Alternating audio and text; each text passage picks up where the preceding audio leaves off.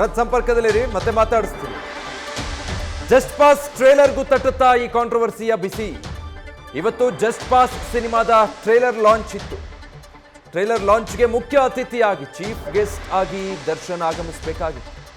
ಮಧ್ಯಾಹ್ನ 2 ಗಂಟೆಗೆ ಶೆರ್ಟಾನ್ ಹೋಟೆಲ್ನಲ್ಲಿ ಕಾರ್ಯಕ್ರಮ ನಿಗದಿ ಮಾಡಲಾಗಿತ್ತು. ಸದ್ಯ ವಿಜಯಲಕ್ಷ್ಮಿ ಪವಿತ್ರ ಅವರ ಪೋಸ್ಟ್ ವಾರ್ನ ಹಿನ್ನೆಲೆ ಟ್ರೇಲರ್ ಲಾಂಚ್ ಕಾರ್ಯಕ್ರಮಕ್ಕೆ ನಟ ದರ್ಶನ್ ಗೈರಾಗೋ ಸಾಧ್ಯತೆ ಅಂತ ಹೇಳಲಾಗ್ತಾ ಇದೆ.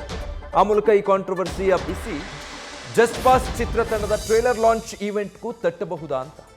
ಈಗಾಗಲೇ ಕಾಟೇರ ಸಕ್ಸಸ್ ಮೀಟ್ ಕ್ಯಾನ್ಸಲ್ ಆಗಿದೆ.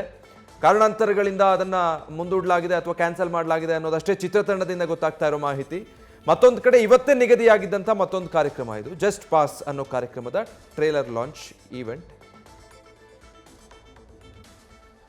ಓಕೆ, ಇದಕ್ಕೆ ಸಂಬಂಧಪಟ್ಟ ಹಾಗೆ ಅಂದ್ರೆ ಕಬಿನಿಗೆ ಪವಿತ್ರ ಗೌಡ ಅವರ ಜೊತೆ ದರ್ಶನ್ ಹೋಗಿದ್ರ, ಆ ಹಿನ್ನೆಲೆಯಲ್ಲಿ ಮತ್ತೆ ಈ ಕಿಡಿ ಹತ್ಕೊಳ್ತಾ ಅನ್ನೋದಕ್ಕೆ ಸಂಬಂಧಪಟ್ಟ ಹಾಗೆ ಸಾಕಷ್ಟು ವಿಚಾರಗಳನ್ನ ನನ್ನ ಸಹೋದ್ಯೋಗಿ ಭರತ್ ನೀಡ್ತಾ ಇದ್ರು. ಧನ್ಯವಾದ ಭರತ್ ನಿಮ್ಮೆಲ್ಲ ಮಾಹಿತಿಗೆ.